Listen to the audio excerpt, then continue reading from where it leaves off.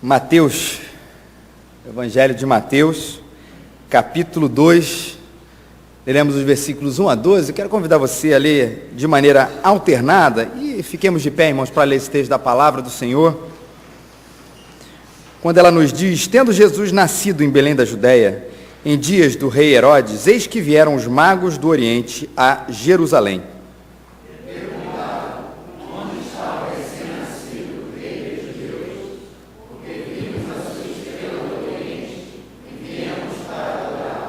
Tendo ouvido isso, alarmou-se o rei Herodes e com ele toda a Jerusalém.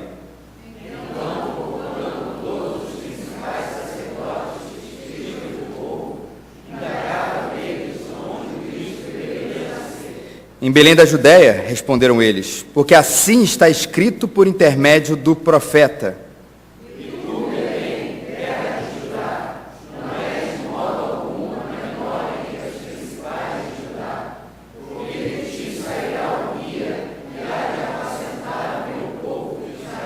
Com isso, Herodes, tendo chamado secretamente os magos, inquiriu deles com precisão quanto ao tempo em que a estrela aparecera. Enviando-os a Belém, disse-lhes: ide informar-nos cuidadosamente a respeito do menino, e quando tiverdes encontrado, avisai-me, para eu também me adorar. Depois de ouvirem o rei, partiram, e eis que a estrela que viram no oriente os precedia, até que, chegando, parou sobre onde estava o menino. E vendo eles a estrela, alegraram-se com grande e imenso júbilo. E entrando na casa, viram o menino com Maria, sua mãe. Prostrando-se, o adoraram, e abrindo seus tesouros, entregavam-lhe suas ofertas, ouro, incenso e mirra.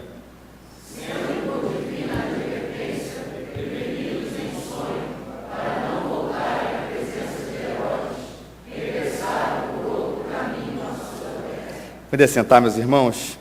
Existem pessoas que conseguem despertar muitos sentimentos nas outras pessoas. Mas um deles, essas pessoas não conseguem despertar, que é a indiferença. Não é verdade? Você conhece gente assim, seja uma figura pública ou alguém que você conhece, gente que invariavelmente vai gerar uma reação por onde quer que ela passe. E gente assim costuma ter os seus defensores ferrenhos, e gente assim costuma ter também os seus opositores ferrenhos, não é verdade?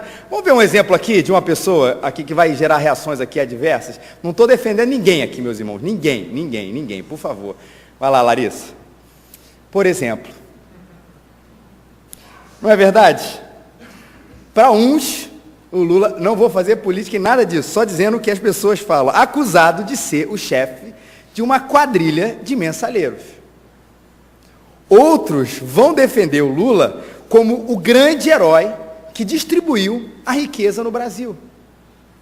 E hoje, aqui mesmo, por favor, ninguém vai entrar em debate político nem levantar a mão, sabemos que existem pessoas aqui que, se falar mal do Lula, se eu falasse mal do Lula, eu ia me matar, e se eu falasse bem do Lula, e outras pessoas iam me matar também.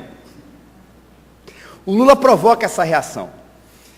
Vamos voltar na década de 80 e lembrar o outro rapaz que provocava isso também? Leonel Brizola.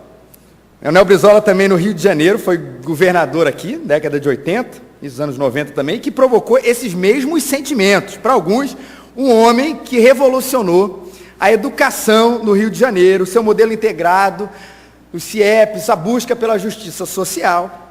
Já outros acusam aí o Leonel Brizola, que foi a pessoa que permitiu a favelização no Rio de Janeiro e o domínio do tráfico nessas comunidades. Atribuído a ele as duas coisas: os seus opositores ferrenhos, os brizolistas de carteirinha, e os anti-brizolistas de carteirinha. Quer ver mais um exemplo? Olha só. Quem é esse? Justin Bieber. Eu não vou falar nada sobre Justin Bieber, mas vai falar mal dele para algum pré-adolescente ou algum adolescente. Agora, vai falar bem dele para algum roqueiro. Tem até um vídeo na internet aí que foi um roqueiro falando de Justin Bieber, que é uma afronta. Ele provoca reações assim. ou ame-o, ou, grande parte, né, irmãos, ou odeio.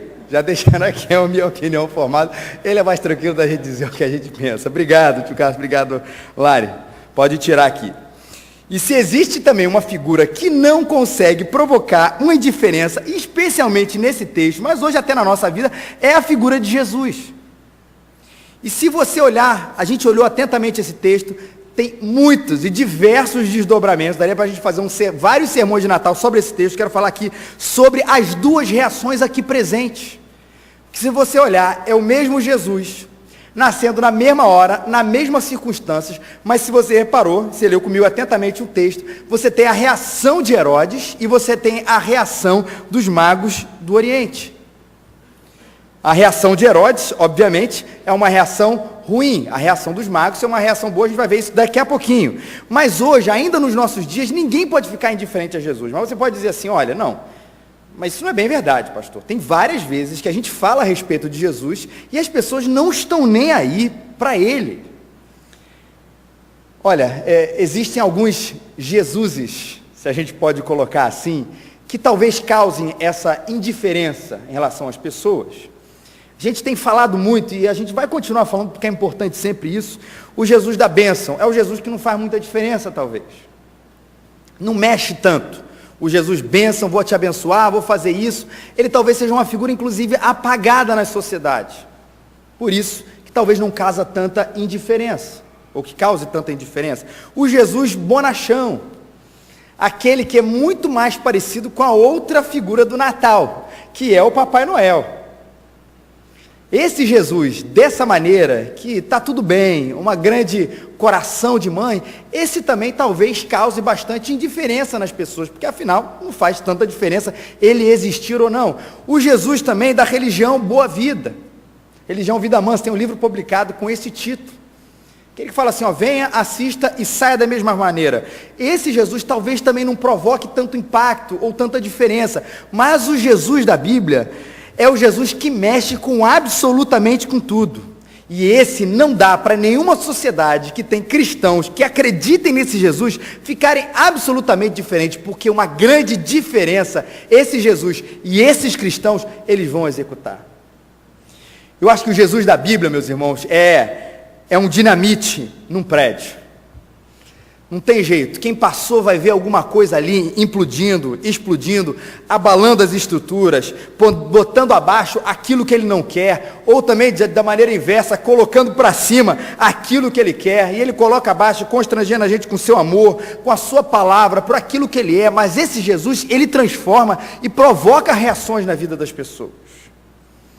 E como disse, nesse texto, os magos e Herodes tiveram reações diferentes, mas não ficaram indiferentes ao nascimento de Jesus.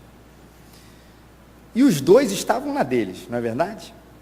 Os magos estavam ali, tranquilos, o rei Herodes também estava ali na dele, até descobrir que houve o nascimento de Jesus. E nesse momento, eles não conseguiram ficar mais indiferentes.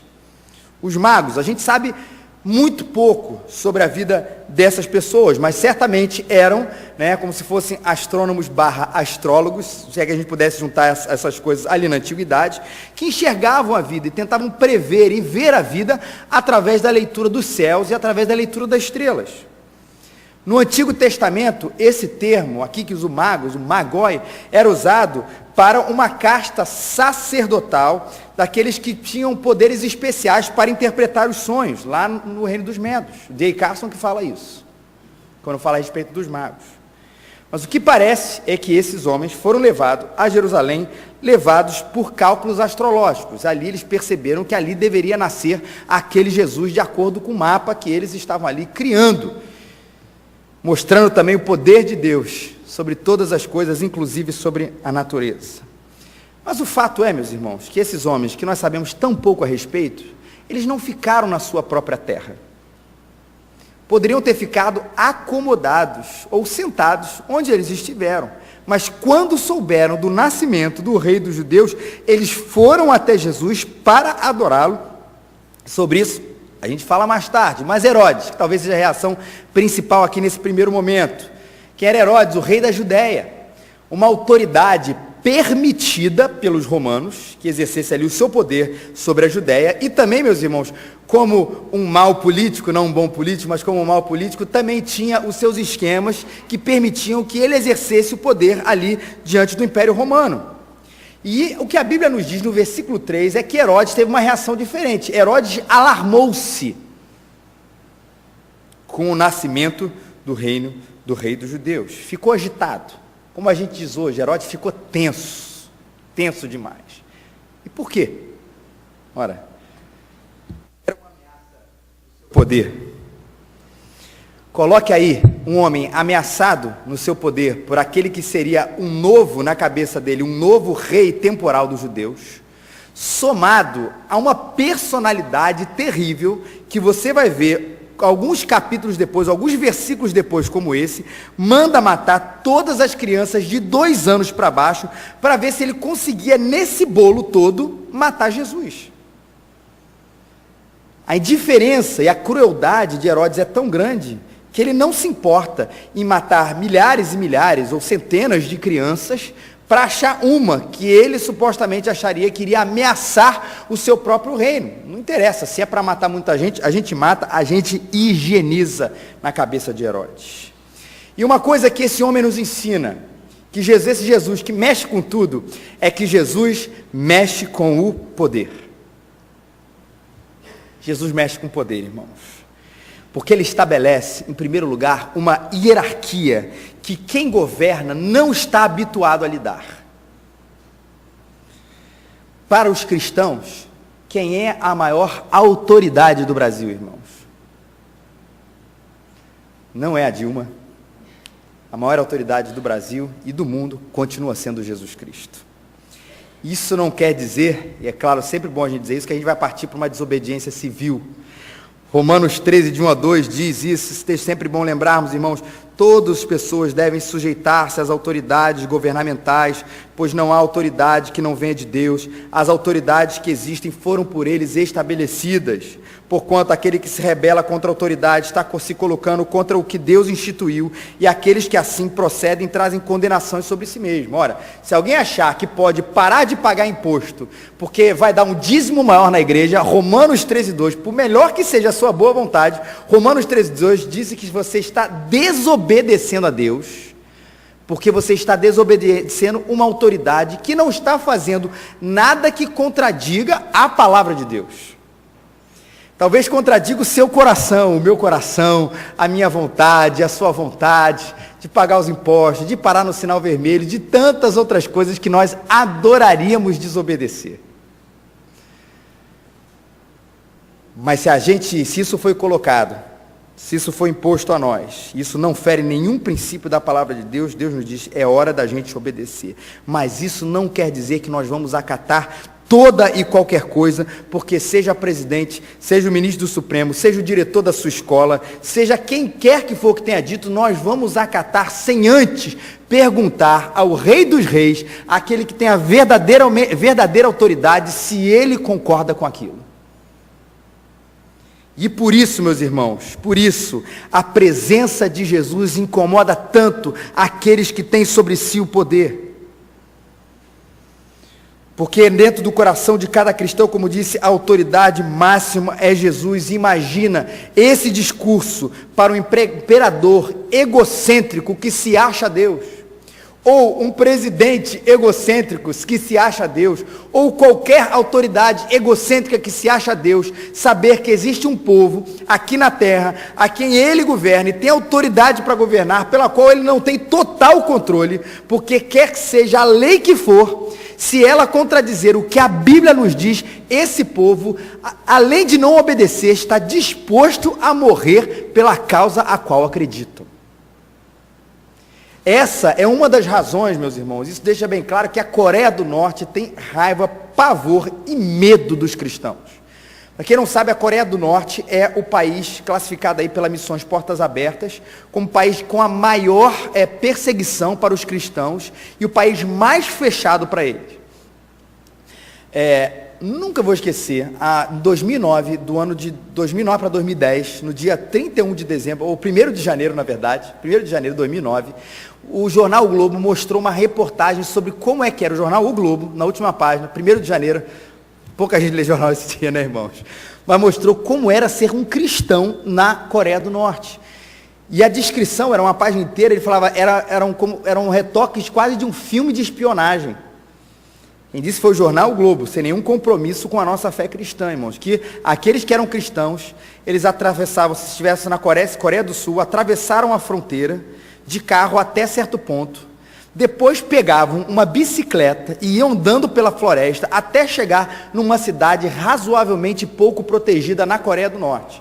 Ali, eles sabiam, porque tinham sido informados que havia uma reunião dos cristãos. E quando ele chegasse, ele subia até aquela casa. Quando ele chegasse na casa onde teria dito que era a reunião, sabe o que tinha ali? Um bilhete. Um bilhete dizendo aonde, de fato, os cristãos estavam reunindo. Tudo isso para evitar qualquer ataque surpresa, e gente, obviamente, estava de olho na rua para qualquer movimento suspeito, a reunião ser suspensa, dispersa ou coisa parecida.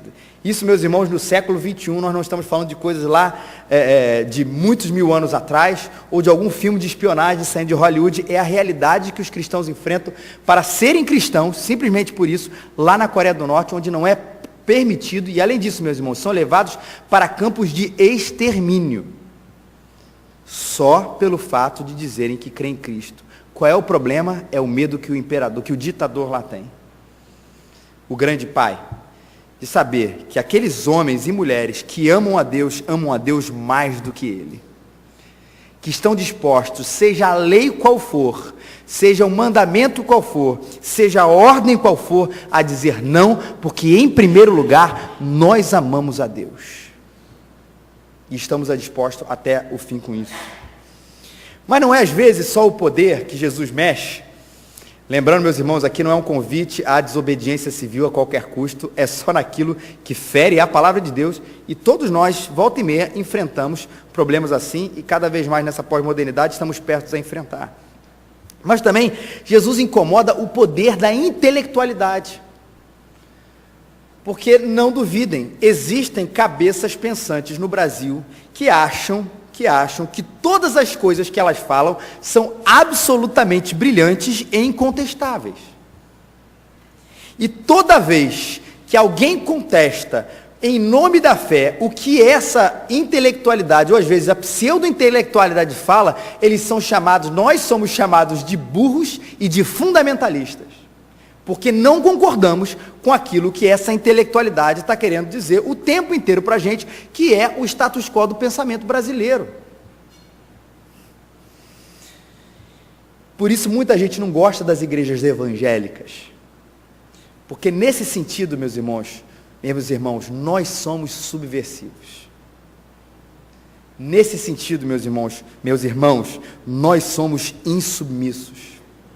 Nesse sentido, meus queridos, nós incomodamos a ética vigente, porque ela é ditada por algumas cabeças, por alguns poderes, algumas intelectualidades, e quando Jesus diz, ele não tem medo de dizer para Herodes, pelo seu próprio nascimento, de que quem é verdadeiramente o rei dos judeus, o rei dos cristãos, o rei da terra, o rei soberano, não é nenhuma outra autoridade, em primeiro lugar é Jesus Cristo, e é ele que a gente obedece em primeiro lugar. E essa igreja, esses cristãos incomodam o poder temporal, porque esses cristãos reconhecem que existe um poder maior. Esses cristãos incomodam também aqueles que querem governar para si, porque nós entendemos, meus irmãos, que o governo é para o bem do povo, e entendemos que se isso acontece, nós podemos sim nos rebelar, eticamente, mas nós podemos nos rebelar contra atitudes assim, que tentam governar apenas para si mesmo, e a gente tem o poder e a voz de fazer todas essas coisas, e Jesus incomoda, e a igreja incomoda, porque ela é a continuidade do ministério de Jesus, porque a gente carrega no nosso DNA esse discurso, nós somos protestantes, e naquilo que Cristo mandou, não há intelectualidade ou poder que possa fazer o nosso pensamento parar de ir para frente. E Jesus incomoda, e Jesus mexe com o poder, e Jesus mexe também com a religiosidade. É outra coisa que Cristo Jesus nos mostra aqui nas suas palavras e que ele mexe. Essa realidade não está tão presente aqui no nosso texto, mas em todas as palavras do Novo Testamento.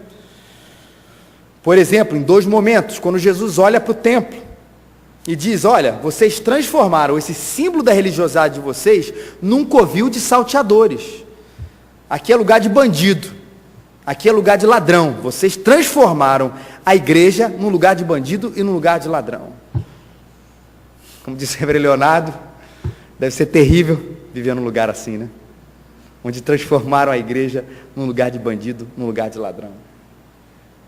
Não se engane, meus irmãos, e aqui um parêntese, algumas das igrejas não se incomodam dessas pseudo-igrejas aqui, quando nós falamos contra a sua teologia, mas algumas igrejas se incomodam, isso é quase ameaça de morte, quando cristãos e não cristãos mostram que por detrás daqueles esquemas existem lavagem de dinheiro, e existe estelionato, e existem outras coisas, agiotagem e coisas parecidas. Não se iludam, algumas igrejas têm esse fim, essa finalidade, o resto é balela.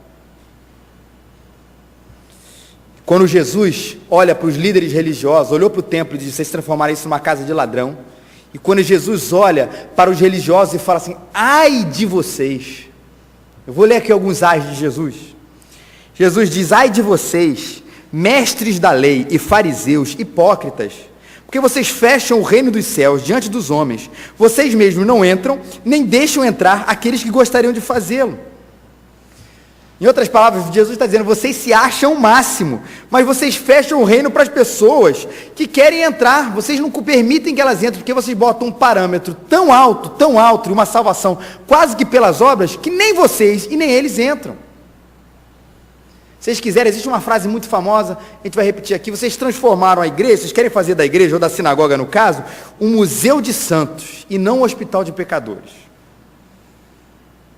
E quando alguém quer transformar a igreja num museu de santos, olha, só entra aqui quem for 100% santo, pode ter certeza, Jesus vai apontar o dedo e dizer assim: ai de você que está primeiro propondo, porque você não entra, porque você não é esse 100% santo, e não deixa ninguém entrar, porque ninguém vai conseguir aproximar-se de Deus pela sua própria santidade. Vocês estão fechando tudo. Ai de vocês, mestres da lei, fariseus hipócritas, vocês devoram as casas das viúvas, e para disfarçar, vocês fazem longas orações, e por isso serão castigados mais severamente. Ai de vocês que querem o dinheiro das pessoas mais pobres e ficam posando de espirituais, fazendo orações intermináveis. Ai de vocês que exploram as pessoas mais simples e tentam mostrar para as pessoas que são mais espirituais do que todo mundo. Ai de vocês, Jesus falou isso há muito tempo atrás. Ai de vocês, mestres da lei, fariseus, hipócritas, porque percorrem terra e mar para fazer um convertido, e quando conseguem, vocês o tornam 2 vezes mais filhos do inferno do que vocês. Essa é a frase de Jesus. Mateus 23, de 13 a 15. Vocês que acham, vocês demoram uma eternidade para alguém, e eu não vou falar de conversão exatamente do sentido bíblico não, para aderir à fé de vocês, à religião de vocês, e quando vocês conseguem que essas pessoas façam essa adesão à religião de vocês, vocês ensinam a coisa mais errada do mundo para eles. Semana eu li que o Paul Washer, um pregador que veio aqui até no Congresso da Fiel, ele disse: olha, nada mandou mais pessoas para o inferno nesses últimos anos do que uma má evangelização. Nada mandou as pessoas para o inferno mais nesses últimos anos do que uma péssima evangelização. A famosa Bíblia pela metade, ou uma Bíblia conveniente ao prazer das pessoas. E Jesus diz: ai de vocês. E o que Cristo faz? Tira o poder, e mais uma vez a palavra, o poder da religião, e disse: aquele que vier após mim, não é aquele que vier após os fariseus, não é aquele que vier após aquele líder, não é aquele que pois vier após aquela igreja e só naquela igreja, aquele pois que vier após Jesus, seguindo a Jesus, a gente sabe, esse será salvo, esse tem acesso a Deus. Jesus não é contra a igreja, esse discurso também é absolutamente errado, contra a palavra de Deus. Jesus não é contra a instituição, Jesus não é contra a religião, mas Jesus é contra qualquer religiosidade que considere que tem em si um poder de engaiolar a graça e o poder e o amor de Deus. Esse Jesus é contra. Vocês acham que para chegar até Deus, tem que passar por qualquer ser humano? Jesus fala assim, ai de vocês. Vocês acham que para conseguir de repente uma bênção mais especial, vocês têm que necessariamente passar por um ser humano? Ai de vocês que seguem e ai de vocês que pregam todas essas coisas. Porque uma coisa que a Bíblia nos advoga, meus queridos, é que a graça de Deus ela é livre. Acabou-se o período dos intermediadores. Só há um intermediador entre Deus e os homens, e esse é Jesus Cristo. E os homens de Deus que estão à frente da religião, sim, a boa religião, que prega a palavra de Deus, a boa instituição, que prega a palavra de Deus, esses homens e mulheres, eles não querem reter a graça. Até porque ela é irretível, se é que essa palavra existe. Querem dizer que a graça é tão livre e tão santa, que ninguém pode aprisioná-la nas suas mãos, mas que não pertence a nós o ditar nada a respeito do reino de Deus da nossa cabeça, mas expor aquilo que já foi dito. Qualquer nova revelação, ou qualquer novo caminho que tenham tentado colocar, dizendo que Cristo Jesus vai ser melhor compreendido, ou entendido, ou retido, ou enclausurado por causa disso, daquilo, pode reter, pode jogar fora, na verdade, pode jogar. O nosso dever é expor essa graça livre e santa e que age pela mão poderosa de Deus. E esse Jesus colocou sim a igreja, pastores, líderes, mas não colocou, como disse, intermediadores. Por mais que tentemos prender alguém, meus irmãos, é a palavra de Cristo que prevalece. Ele é quem perdoa os pecados. Ele é quem liberta o homem. Ele é quem manda para o céu. Ele é quem manda para o inferno. Ele é quem chama para ser discípulo. Ele é quem faz o querer. Ele é quem faz o realizar. E perder esse controle para alguns é terrível, meus irmãos. Mas eu quero dizer, esse é o melhor sentido de perder o controle da vida. Quando a gente perde o controle para Jesus e diz, Senhor, é o Senhor que faz todas essas coisas. Louvado seja o teu nome por isso. E por isso Jesus botou o dedo e mexeu com a religiosidade para aqueles que achavam que poderiam, nas suas gaiolas e nas suas mãos, aprisionar aquilo que é inaprisionável. A graça de Deus que permite que você hoje, no seu banco, ou você hoje na sua casa, com a sua Bíblia na mão, descubra tudo que o homem pode saber a respeito de Deus. Tudo que o homem pode saber a respeito de Deus. Mas Jesus mexeu também, meus irmãos, com o poder, Jesus mexeu com a religião e Jesus mexeu com o nosso ego.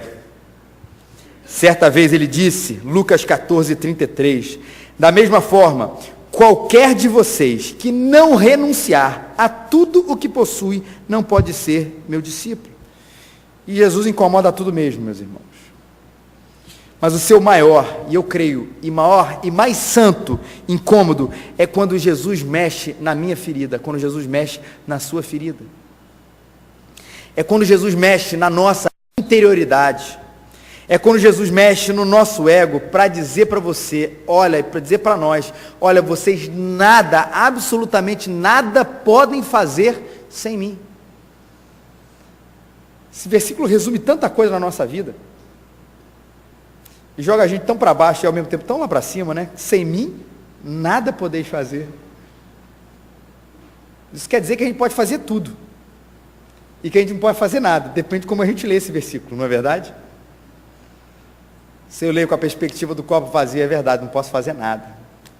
Mas se eu leio com a perspectiva do copo cheio, eu posso fazer todas as coisas naquele que me fortalece. E com ele no meu lado. Mas comigo, com meu ego, de forma nenhuma, nada posso fazer.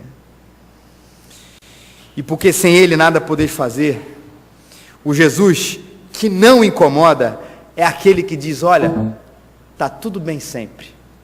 Esse Jesus passa despercebido pelo meio de nós. O Jesus que não incomoda é aquele Jesus que só quer falar de fé, mas não quer falar de mudança de vida.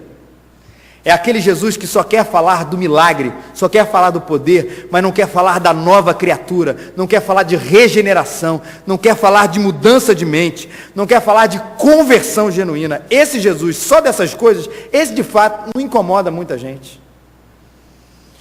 O Jesus que não incomoda é aquele também, meus irmãos, que sempre manda o sermão para as outras pessoas. Aquele que sempre manda o sermão para a pessoa que infelizmente não pôde estar com a gente hoje. Esse também não incomoda. São sempre aqueles que deveriam estar ouvindo. Ah, se os fariseus estivessem aqui. Ah, se os Herodes estivessem aqui. Ah, se os saduceus estivessem aqui.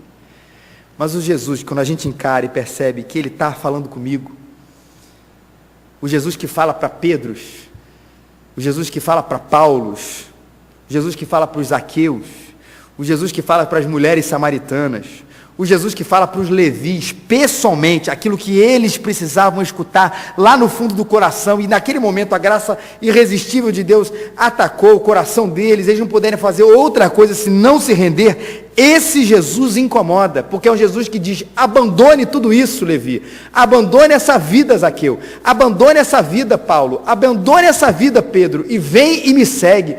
Abandona o seu ego, Pedro, abandona o seu ego, Paulo, abandona essas coisas e me segue. Esse Jesus incomoda e me incomoda, porque esse Jesus vai dizer assim: olha, nem a sua vida te pertence, nem a sua própria vida te pertence, ela pertence a mim. E óbvio, é claro dizer que quando a gente entrega o tesouro, o presente, é infinitamente melhor. Essa semana eu assisti um seriado que foi uma discussão interessante, um seriado filosófico, um seriado extremamente espiritual, se chama The Walking Dead. Primeira fila me entendeu, a fila lá de cima entendeu, eu vou explicar para o restante da igreja, irmãos.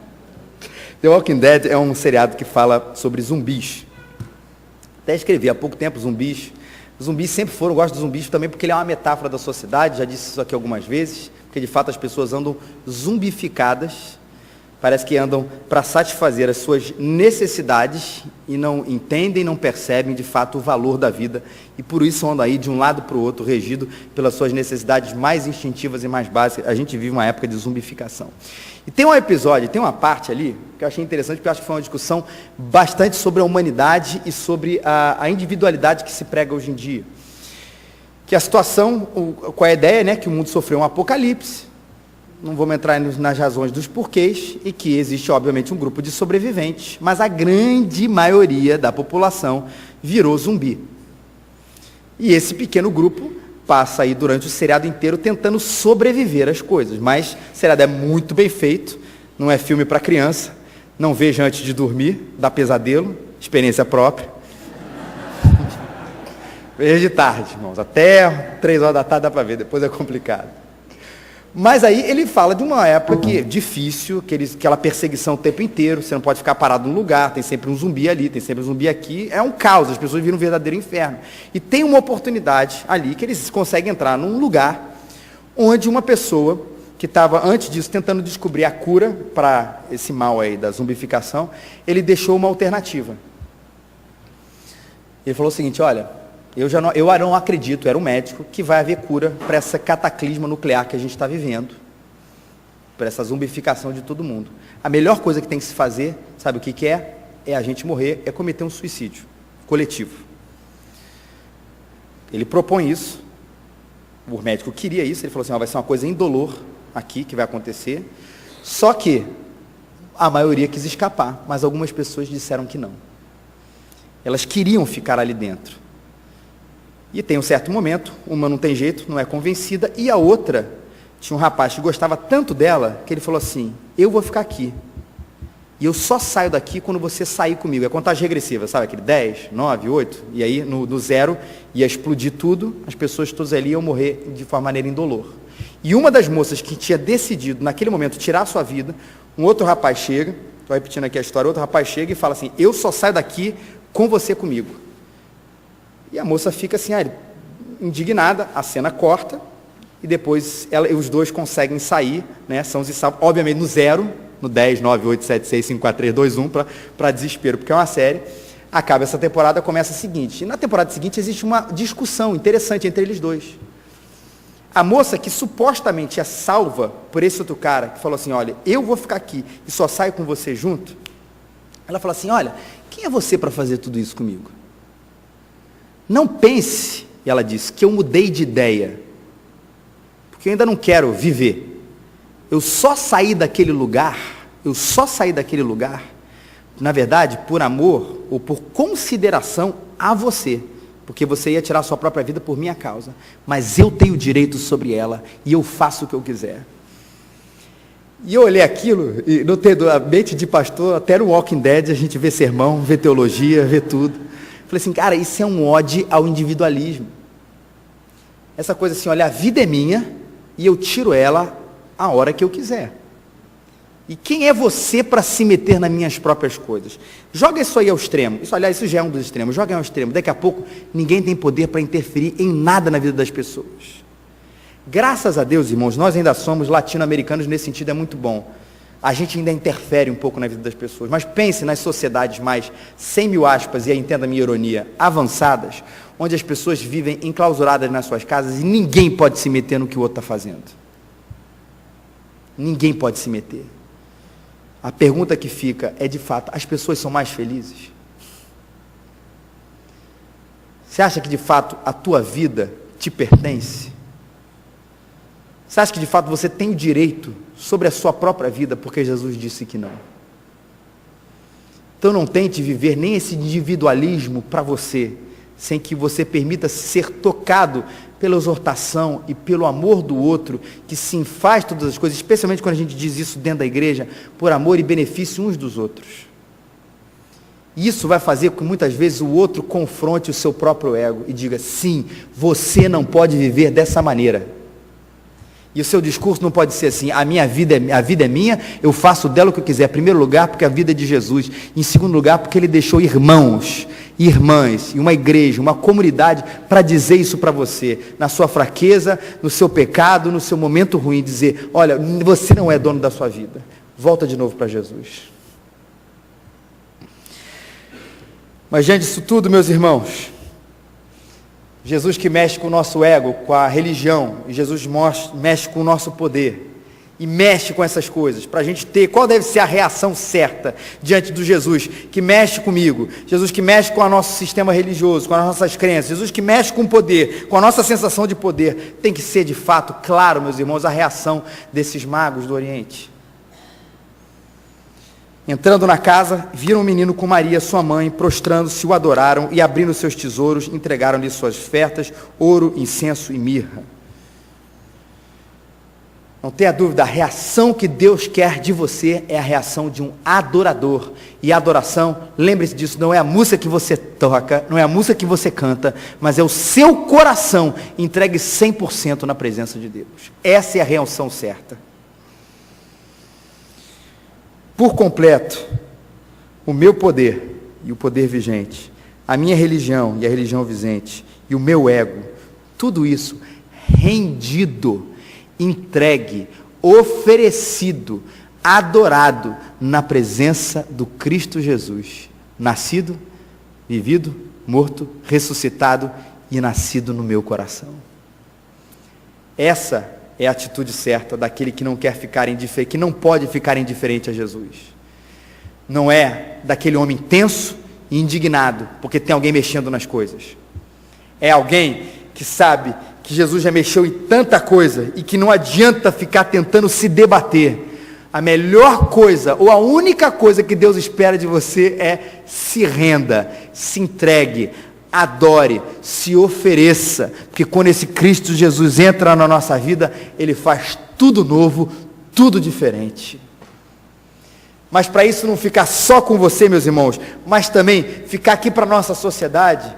Se Jesus estivesse aqui vendo tudo isso, Ele ia mexer no poder, na religião, Ele ia mexer no nosso ego, e lembre-se que Jesus na verdade está aqui presente, primeiro porque Ele está vivo, Em segundo lugar, meus irmãos, que ele deixou a sua igreja para ser o sal da terra e para ser a luz desse mundo.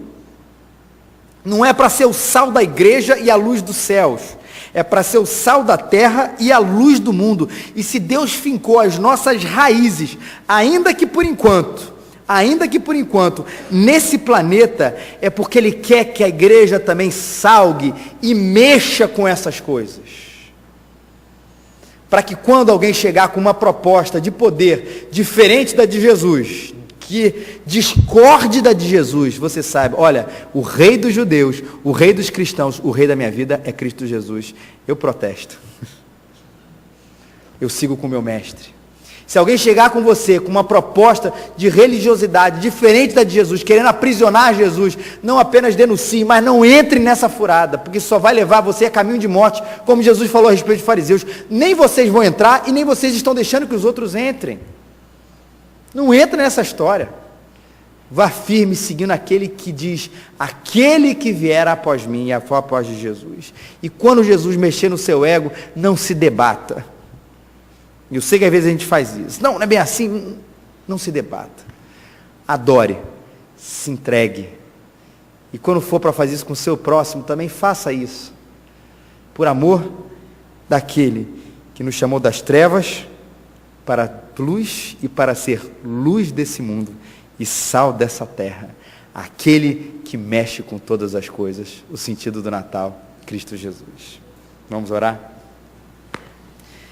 Deus, eu te agradeço por essa noite, privilégio, Senhor, de ouvir, Senhor, e ler a Tua palavra, Senhor, que muda, Senhor, mesmo, Senhor, a nossa história, que muda o nosso coração, que muda, Senhor, todas as estruturas, Senhor, da nossa vida, Pai, que implode, Senhor, os nossos conceitos e constrói a Tua verdade dentro de nós, Pai.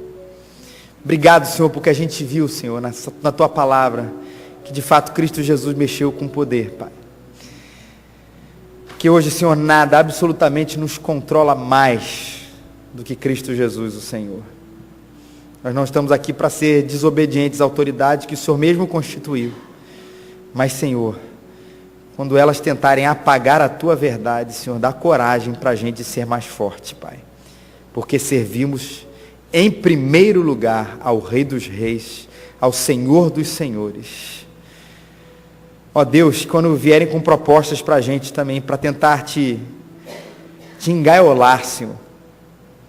Deus, que a gente não aceite isso não, Deus. Em nome de Jesus, a gente reafirme, Deus, a liberdade da graça, Senhor. A liberdade, Senhor, de nós, Senhor, no nosso quarto, lermos, Senhor, a Tua palavra. E ali temos um momento de intimidade contigo. E recebermos do Senhor, da Tua palavra, toda a instrução que precisamos saber, Pai. E, ó Deus, e quando o Senhor quiser mexer, Deus, também com o nosso ego, Senhor, que Teu Espírito Santo seja mais forte até do que nós mesmos, ó Deus, mas reafirmamos aqui que a nossa vida não nos pertence, Senhor, que nós não queremos viver nesse individualismo, Senhor, como proposta de vida, nós não queremos viver, ó Deus, nessa proposta de vida que tenta ditar tudo para nós mesmos, ó Deus, queremos ouvir, Deus, as Tuas propostas, a Tua agenda, Senhor, para a nossa história, Pai, e assim seguir, Deus, pagando o preço, carregando a nossa cruz, mas seguindo o nosso Mestre, Cristo Jesus, o Senhor, Pai. Que a gente seja assim, e que a gente também seja agente do Senhor, sal da terra e luz desse mundo, para o mundo, Pai, que precisa ser sacudido, mexido, Pai, por Cristo Jesus, através de nós, nos poderes, na religião e no nosso próprio ego. Pedimos isso, confiados na graça do nosso Senhor Salvador Jesus Cristo. E em nome dele oramos. Amém, Senhor.